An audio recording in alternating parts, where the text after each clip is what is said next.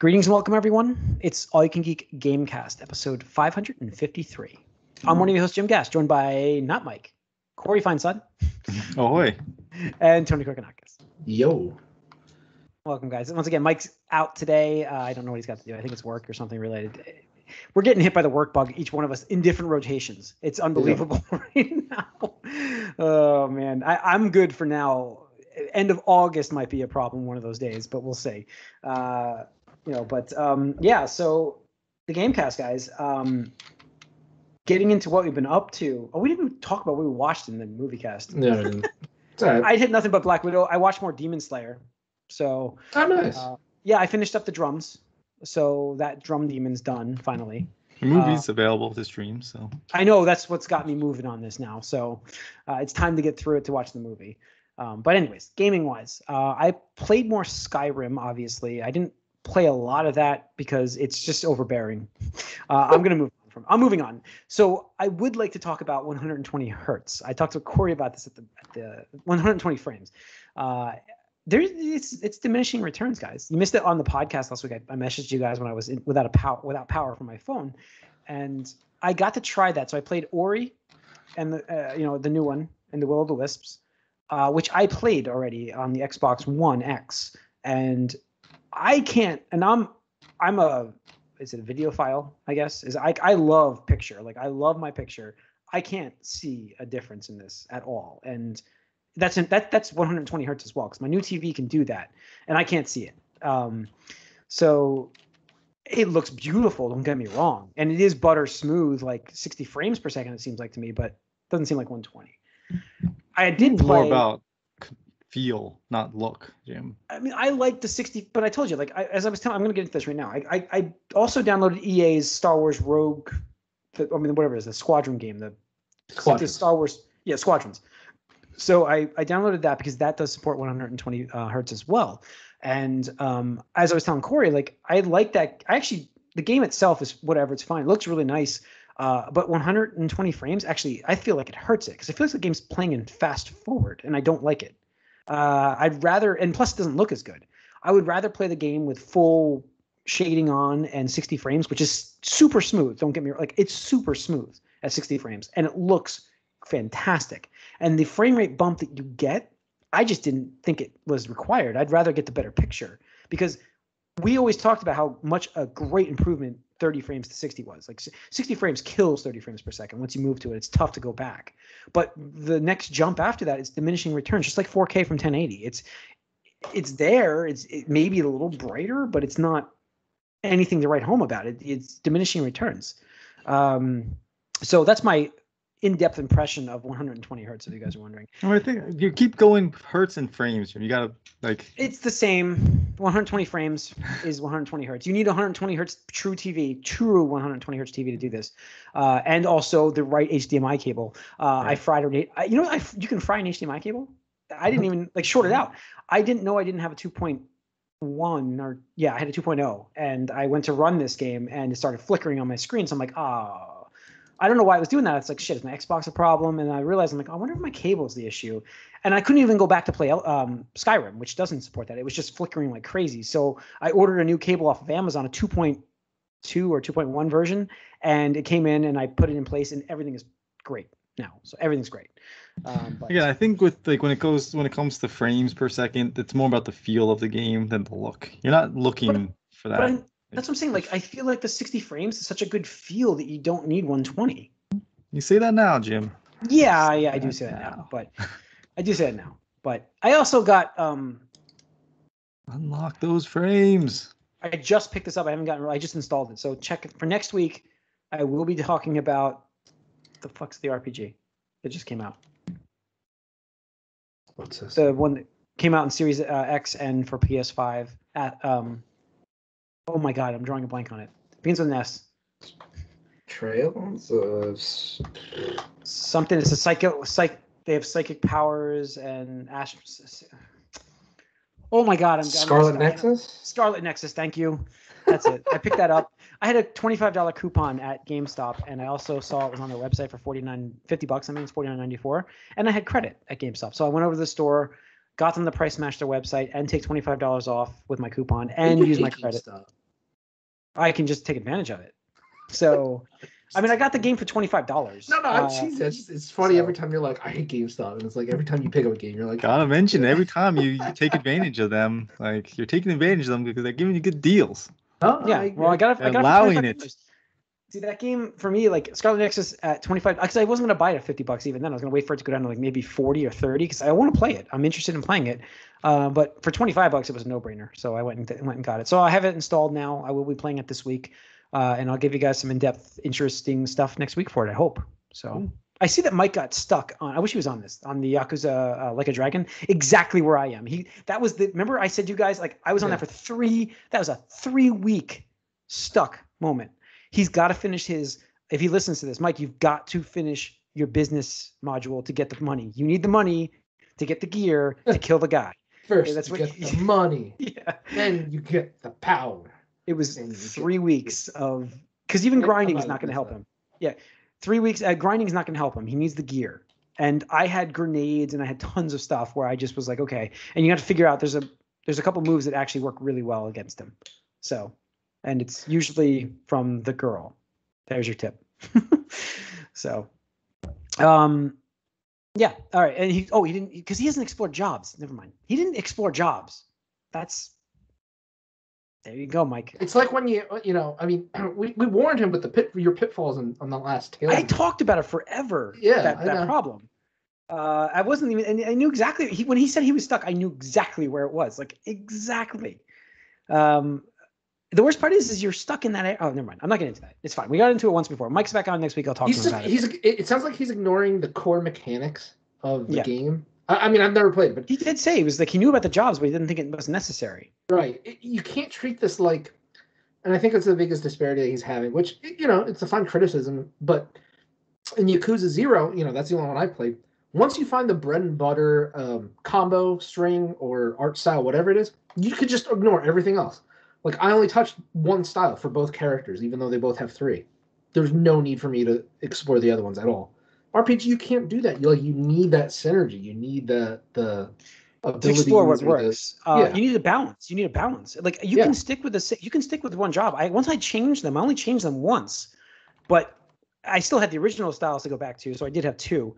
But each character has its own strength for what job they should have. And they get moves. Like there's a move in that game that it's like a big knockdown move, and that's what he wants right now. Like that's it. He has to have it. And I didn't have it until I changed the guy's job, and the girl also has a water move or something like that. I can't remember exactly what I used, but it's that combination that fucked that guy over because he will kick your ass, and it happened to me all the damn time. It's like with the RPGs, it's like the and then rock paper scissors thing. If you're just playing rock the whole time, you're gonna win like 1 out of 30 times. So and then it is smooth sailing. Like I really did not have a problem after that fight for the rest of the game. So I was also super overpowered because I bought 20 million yen and I bought the gear was crazy for me. I could buy whatever I want. Supplies, I was always well stocked on potions, everything. So the business thing is you have to win that business thing. So anyways, so Corey, what have you been playing? That's most board games. Again, gotten back into the in-person gaming, which has been great. So really enjoying actually playing board games in real life for once. So just been doing that for the most part when I get a chance.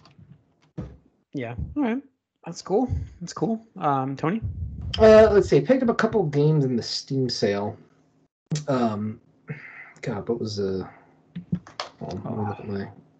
I am really excited. I did pre-order a game actually. It's called Tribes of Midgard. I'm really excited. Oh, cool! You pre-ordered that one. Okay. I'm excited for it.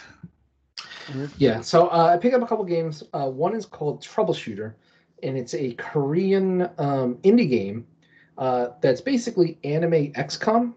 I think I might have. Oh, I heard you talking about this. You talked about it on the Gamecast last week. Yeah. Because I was listening to it, and I'm like, that's interesting to me. Yeah. So I think it's really cool. I'll drop a. And you also talked about the bullshit that happens in XCOM. 98% chance shot, and I get that. Yep, that's to a T. Yeah, exactly. Fucks up your whole strategy. Yep. So I got that. That's fun. Still playing that. I picked up a visual novel called The House of Fata Morgana or Fata Morgana. And it's about you, the player character, wake up in this mansion and you don't know what's going on. You see this maid who's kind of creepy in a way, and you don't remember anything. So she's like, "Oh, I'll take you through the history of this house, through the different time periods and stuff like that." And you slowly unravel like the tragedies that have happened in this house. So it's like kind of spooky and like supernatural and stuff like that. I'm super early in the game, so I don't fully understand anything, but it's getting rave reviews everywhere and stuff like that. So I was like, all right, well, it's on sale for I think $12 or whatever, so I picked it up. And lastly, what I've been playing a lot of is Dead by Daylight, actually. So they're having their 5th anniversary, and they actually just... Yeah, I was going to say, this game doesn't die. Talking about so yeah. It keeps going. Yeah, they had their 5th anniversary, and they just released the Resident Evil pack, which includes Leon and Jill as playable characters, and then Nemesis as the killer. So I've been playing that, and that is a fantastic asynchronous game. I know we talked about it before with like Evolve, how that had potential and stuff like that. So this is really scratching that like cooperative survival itch until Back for Blood. And just all the crossovers. I didn't realize how many crossovers they're up to now. They have Freddy, they have Jason, ridiculous. They have Krueger, or I said Stranger Things. Stranger Things, Silent Hill, Resident Evil, Ash from Army of Darkness. There's something else. We call it like a couple monsters from other games. Yeah, monsters. They even have like a K-pop one that they collab with the Korean pop band BTS and stuff like that. Like it's insane, like how many crossovers they're getting to this point, and good for them. The game is awesome. The gameplay is really good. It's kind of frustrating at times. It gives you like those good moments that really gets your adrenaline pumping when you do something good, either as the killer or the survivor and stuff like that. So, yeah, been enjoying that. Cool.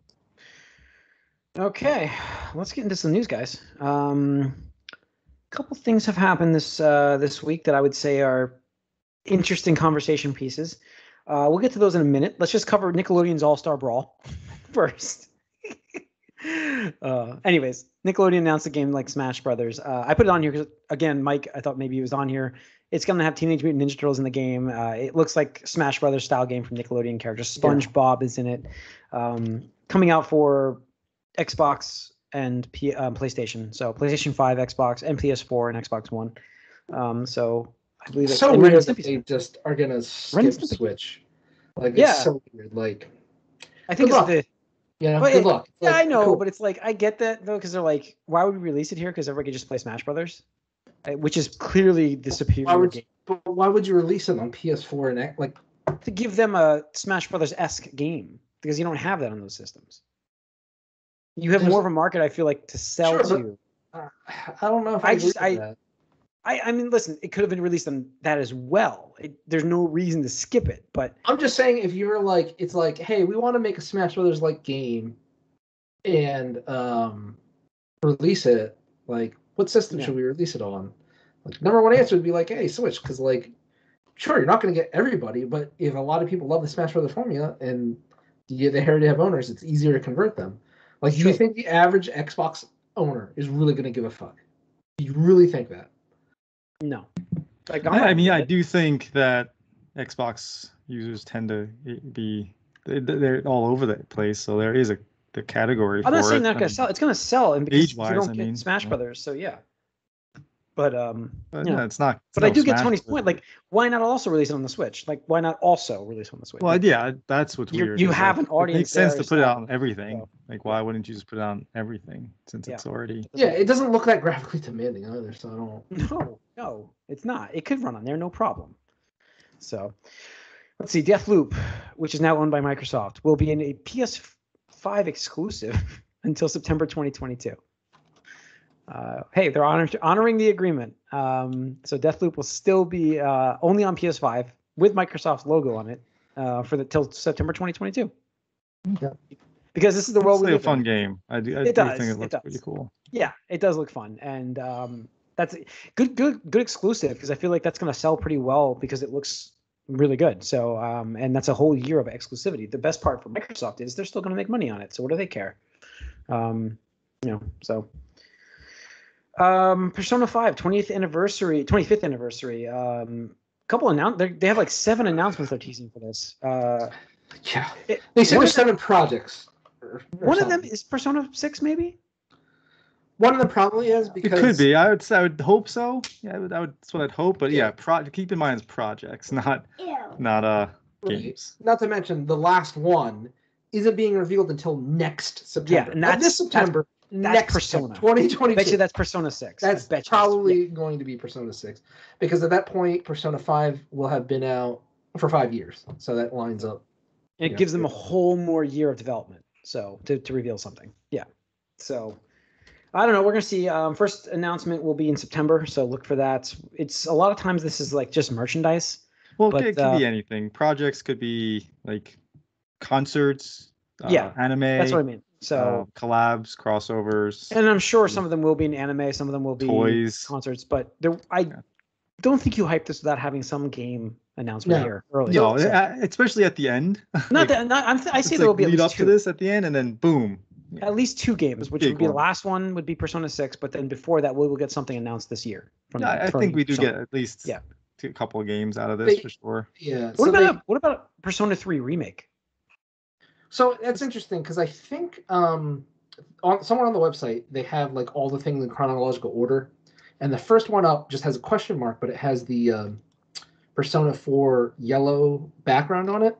So people are speculating, maybe they're gonna port Persona 4 Golden to modern systems, because if you know, they released it on Steam within last year, I think, or something like that, and has sold like I think over 1 million copies and stuff like that, and basically showed Atlus/Sega like, hey, look, you can make money by releasing games on other platforms. Like, wow, it's so weird. Like, who would have ever thought people besides PlayStation owners would pay money for critically acclaimed RPGs? That's just so weird.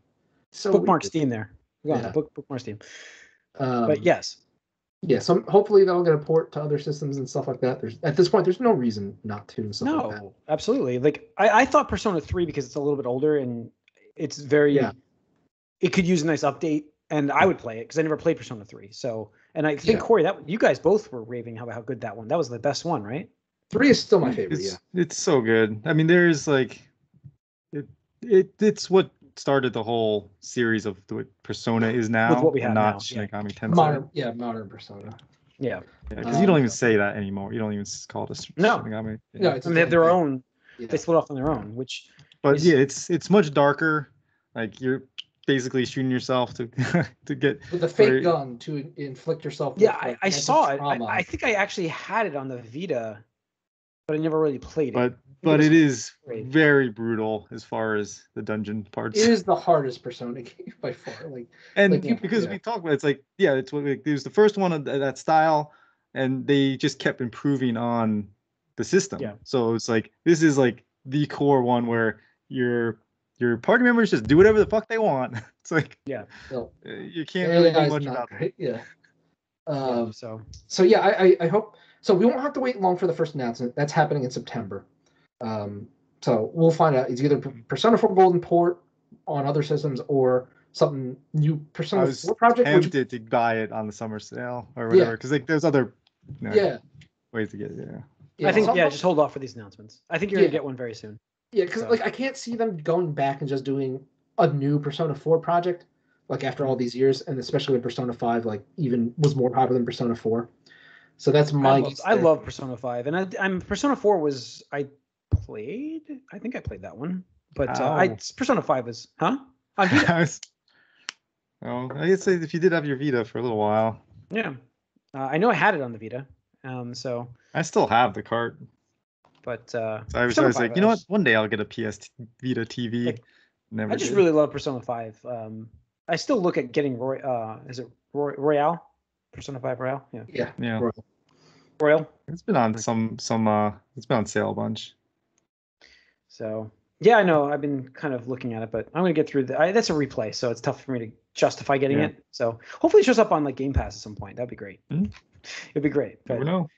That's why I wonder, Corey, will one of these be the Switch version of Persona 5? No, I'm the one who always said it's not coming, so I gotta stick to that. I don't know anymore. It might happen. So many with how well the Switch is selling. The teases they had, it was just like such blue balls, man, such blue balls. I wanted it. Yeah, we all do. I would replay it. I mean, That's I when would love to see it. them just do a There's whole no collection. Put That would be 3, cool. 4, and 5 out on Switch. Do you think that? I mean, I would love that too as a consumer. I would absolutely love that. But they would absolutely charge $60 or $50 for every release. Yep, yeah, for sure. Because there's no way they're gonna. It's gonna be individual cards, individual games. Not like they're gonna put them in a collection or anything. But yeah, they'll re-release them and they'll be $60 for sure, especially on Switch because people will pay it. But I mean, I really hope so because like that's the thing is like, and I think I even said this when Persona 4 or Persona 5 Royale was out or was coming out. I was like, it's way too soon for me to go for Persona 5, which I invested like 80 something hours into, and start completely over like 2 years after the fact. I'm like, no, especially being tied to the home system. It's like if you're gonna make me start off completely from scratch, then release on a fucking portable so I can just play a few minutes here and there on a different system, like one that you didn't already play. Exactly, that is exactly, and why my hope still is that it would come out on Switch because the game is perfect. It can be run on the Switch. Don't tell me it can't be. It can be, and it's just a better platform to replay that kind of a game. 80 hours, with a handheld mode is the way to go. So, okay, let's talk about the craziness that is Judgment. I don't understand. This is a rumor, so it's not confirmed. Okay, but this is unconfirmed. Gaming leaks and rumors. Let's see. Judgment series may not have any sequels because the actor that's the main character is claiming that he won't allow PC sales because that's a streamable character for that. Like, what is that? Streamable on the PC? Is that it? Did I get it right?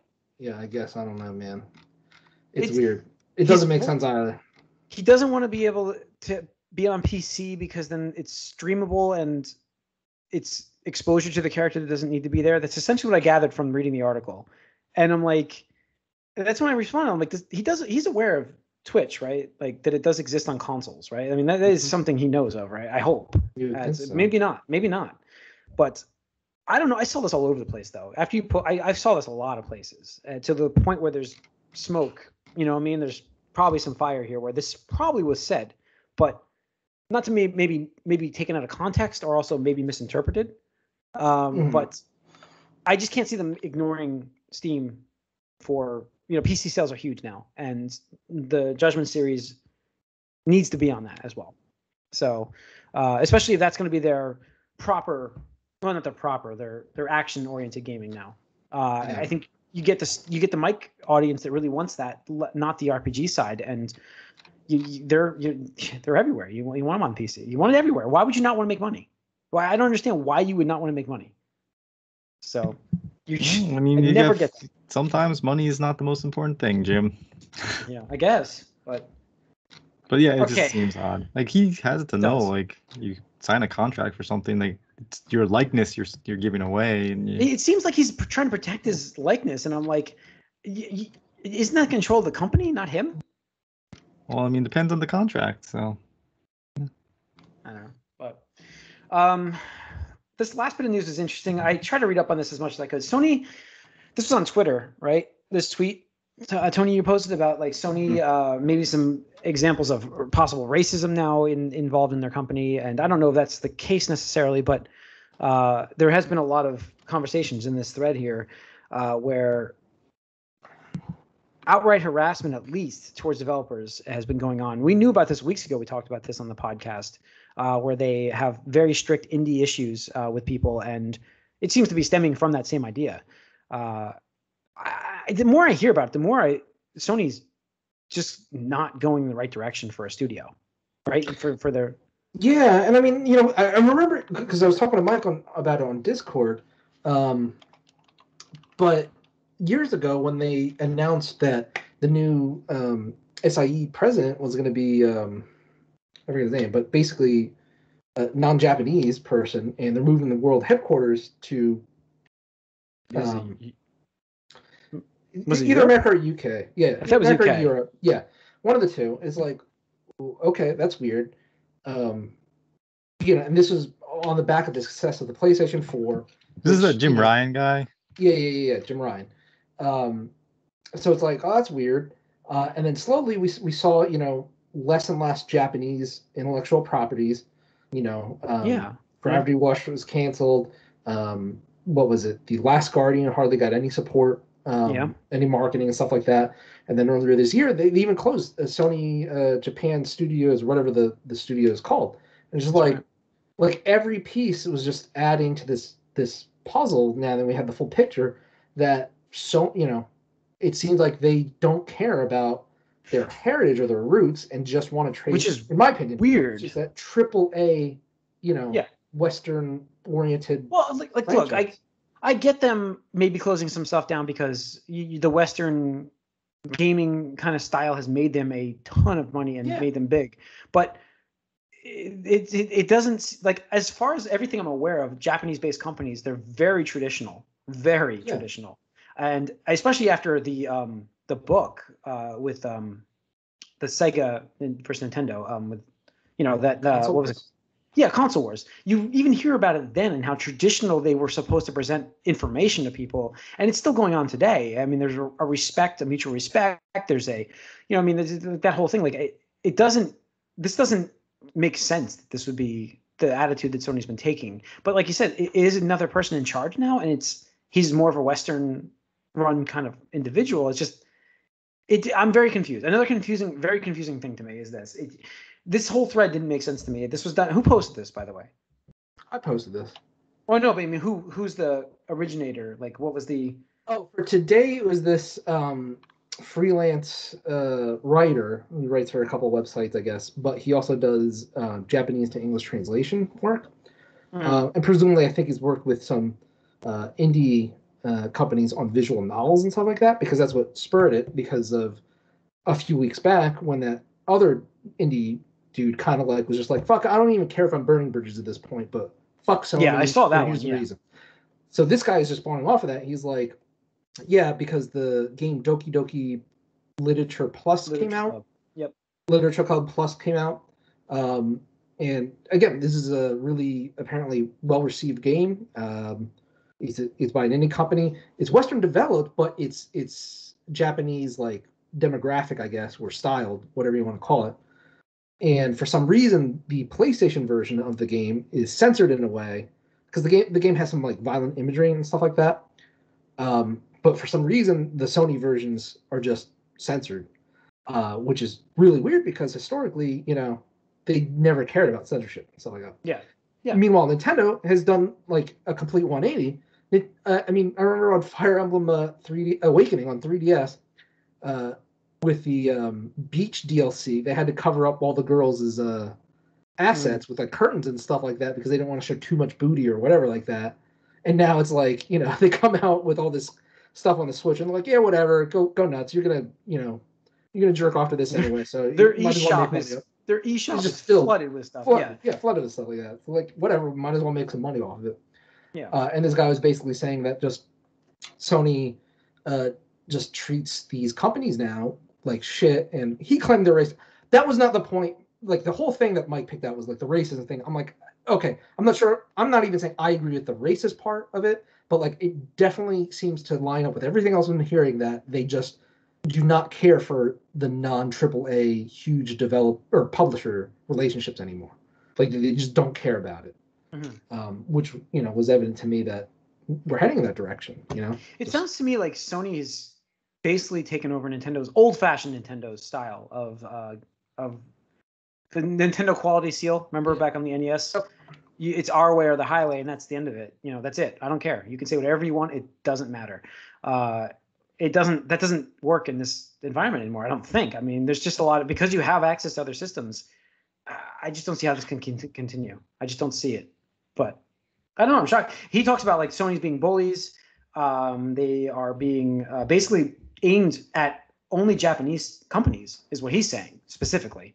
Yeah. Which I don't know if that's 100% true. I'm not saying that. I'm just saying he's saying that. But we have heard issues before about just indie developers too. So I don't know what this guy's saying is accurate with that, but I do know that there's a problem. So either way. But yeah, it's just really weird. Yeah, definitely. So I don't know. Sony's charging people to put crossplay into their games. We know that now, and requiring people to, the certifications that need to happen, and there's payments like crazy from developers. We know that just doesn't make sense for an indie developer to develop on the system. So I don't know. They have to change. I mean, eventually it's gonna happen. Is the Switch and the Xbox are gonna get these indie games, and remember what happened with indie? Like, it blew up and people loved it. It's gonna come back around again. Not to say it's out now. It's fine. It's great now, but it's gonna boom again, and it's gonna be a matter of where is Sony going to be when that booms. Right. And the thing is, like, when you look at, like, okay, obviously you have the AAA Western demographic, they're Uncharted or Last of Us, et cetera, et cetera.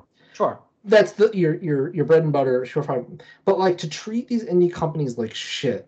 These indie companies, some of these indie companies one day will be very big. I mean, you look at CD Projekt Red, they started as indie. Absolutely, right? Yeah. And then even in the past year, you look at titles, like the biggest title of last year was Among Us. That was a $5 free-to-play mobile game made by effectively like 3 to 5 people, depending on, if you can consider they're contracted hours. And it was number one and number 5 through Steam for the whole year of the pandemic. People were going nuts over that. Had some of the highest engagement. And you're just going to treat these companies like shit? Like, the thing is, like, talent is talent too. Like, that, like, doesn't matter where it's coming from. If people have talent and they show that they are capable of being creative and innovative in a space that is flooded with stuff that's hard to stand out, like, how can you not reward that with, just being polite? So, like, that could be the next. And I've said it before, right? It's arrogant Sony, and in a way, it kind of feels like Nintendo of the '80s when Yamauchi. That's what I'm saying. The company. That's what I'm saying. Yeah. Like when he was like when Square defected to Sony, all he did was talk shit on Square, and nobody wants to play RPGs. It's for losers who are in their parents' basements in the dark or something like that. That was the quote. It's the old-fashioned style. It really is. It doesn't fit now. It just doesn't. And it's so against what they started with, like with PS4. It was all about like the opposite of this. Yeah. There was no games for that system for the longest time except indies. Remember? There was like Call of Duty, and there was just a bunch of indie games. Only Rocket League. Rocket League was the biggest game on their freaking system forever. What was even Fall Guys last year? That was pretty big. It wasn't as big as Among Us, but it was pretty big. That was pretty big, yeah. So I don't know. We'll see what happens. That was indie, Look at that. It's the number one game worldwide by some metrics, At some point, indie becomes big. The certain ones get big, and you're going to miss out on that big game if you keep treating people this way. Yep. So, and then it's going to be, why isn't this on your system? And people are going to be angry at the developer for not making it for PS5, but it's not their fault. So I'm happy this comes out, but we'll see how they change. And that's pretty much it for the news this week. So that's going to wrap up this episode.